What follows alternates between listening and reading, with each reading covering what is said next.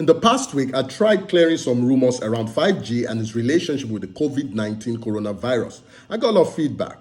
Growing up, I was taught that knowledge is powerful, and recently I discovered ignorance. Now, whatever knowledge we seek, it's important it helps in our decision-making process. We are here today because people did the right thing over a century ago. On today's episode of Don't Be Stupid, let's talk about doing the right thing. During the Spanish flu, probably one of the deadliest natural disasters ever in history, about the end of First World War, 17 to 100 million people died. In the US alone, it reduced the life expectancy by about 12 years. Interestingly, there is nothing we are seeing with this particular pandemic that we haven't seen before. In 1918, just about the end of the First World War, movements of soldiers en masse helped spread the virus very quickly.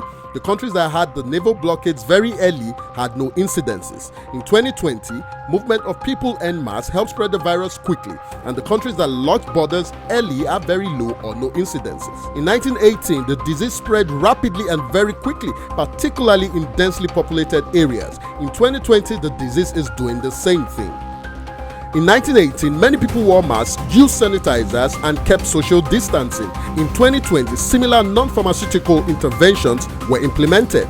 The Spanish flu of 1918 caused societal changes due to its virulence. Now, communities closed their theaters, parks, schools, and other areas where public gathered. Some communities passed laws making it illegal to expectorate, and in some cases, even to sneeze or cough in public. Folk remedies such as carrying a potato in one's pocket or swapping one's neck with garlic or camphor or drinking a lot of lemon water were believed by some to be effectual against contracting the flu.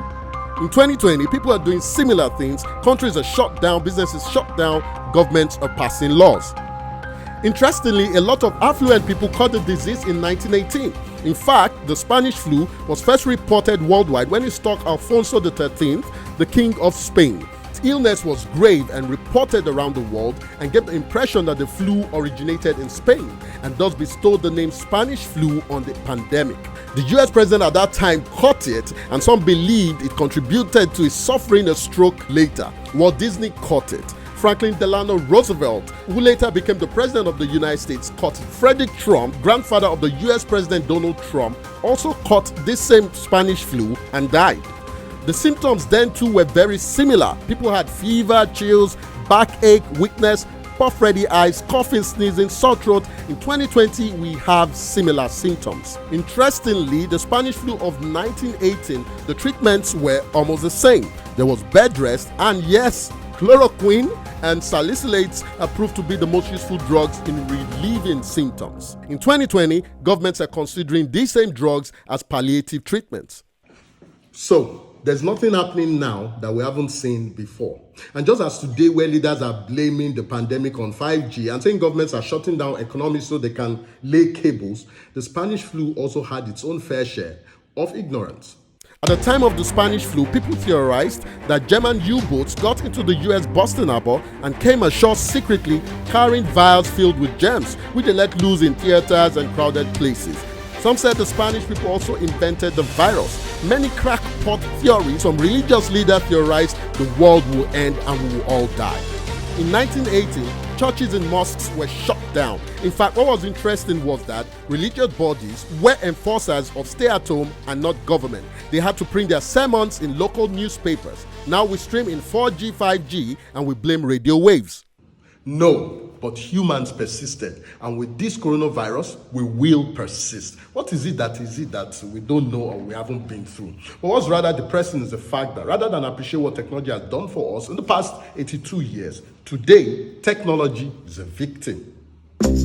When the virus broke out in 1918, it took about a month for most people to understand that there was a common virus. In 2020, it took less than a second. Also, with the help of modern technology, we've been able to control and reduce cases and further reduce deaths. The Spanish flu killed more people in 24 weeks than HIV/AIDS killed in 24 years. At the time of the Spanish flu, the people didn't know the influenza pathogen. And without this knowledge, it wasn't possible for them to create a vaccine. They knew they were dealing with a flu and it was contagious, but they weren't able to see the virus because it was too small. That subsequently became possible when the electron microscope was invented. Scientists didn't isolate that particular virus strain that causes influenza in humans until 1933. In 2020, however, we decrypted the RNA of the coronavirus within a few days.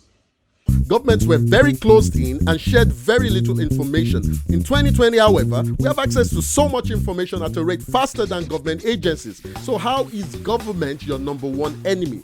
Why would a government shut down economies so that they can deploy a technology? The digital age amplifies information. Now, some people have said 5G is the cause, and our exposure to too much radiation is lowering our immune response. Now, the earth is blanketed with radiation. It's always been there before man even invented radio waves. Now, radiation, yes, is an issue, but what we are exposed to in practical terms are safe and of no major concern. So, if radiation is now your new PhD thesis and hobby, and you want radio waves to go away, your phones will go away. The internet will go away.